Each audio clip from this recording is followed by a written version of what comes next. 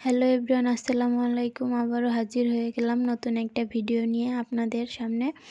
আজকে আমি দেখাবো কিভাবে খুব সহজেই আলু বেগুন দিয়ে শিং মাছের ঝোল করবেন। প্রথমে আমি নিয়েছি আলু 4 ভাগ করে কেটে নিয়েছি। এখন আমি বেগুনটাও কিউব করে কেটে নিয়েছি। এখন আমি 4টা শিং মাছ নিয়েছি এবং কেটে লবণ দিয়ে সুন্দর করে ধুয়ে নিয়েছি। এখন আমরা চলে যাব চুলোয়। প্রথমে দিয়ে নিচ্ছি পেঁয়াজ কুচি। এখন আমি দিয়ে নিব পরিমাণ মতো তেল।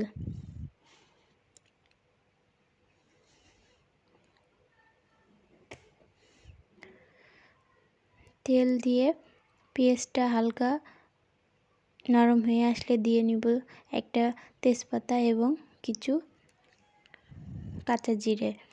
তারপর দিয়ে নিব কাঁচামরিচ বাটা 1 চামচ এবং আদা রসুন বাটা 1 চামচ। এখন দিয়ে নিচ্ছি ধনিয়া গুঁড়ো 1 চামচ, হলুদ গুঁড়ো 1 চামচ, মরিচ গুঁড়ো 1 চামচ দিয়ে সুন্দর করে একটু নেড়ে নিব।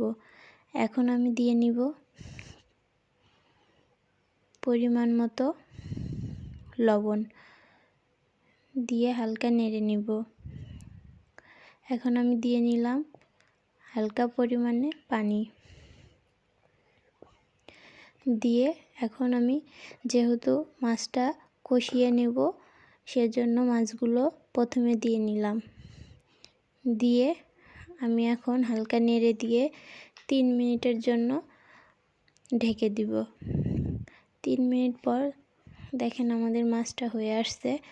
এখন আমি উঠিয়ে নিব সবগুলো মাছ। এখন আমি কেটে রাখা আলু এবং বেগুন দিয়ে দিব।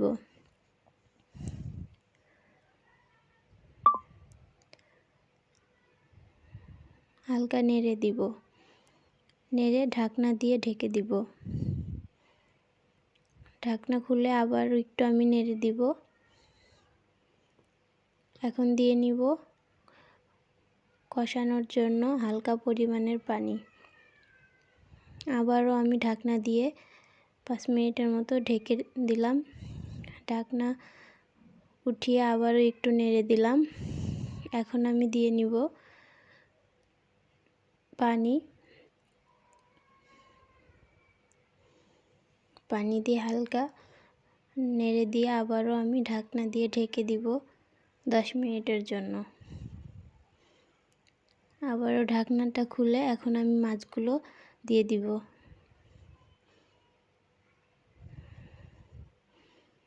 মাছগুলো দিয়ে সুন্দর করে একটু নেড়ে দিব। আবারও ঢেকে নিব 5 মিনিটের জন্য। ঢাকনাটা খুলে এখন আমি দিয়ে নিলাম 1 চামচ জিরে গুঁড়ো। তারপরে দিয়ে নিব ধনেপাতা কুচি। আমার রান্নাটা প্রায় হয়ে আসছে। এখন আমি নামিয়ে নিলাম। দেখতেই পাচ্ছেন তৈরি হয়ে গেল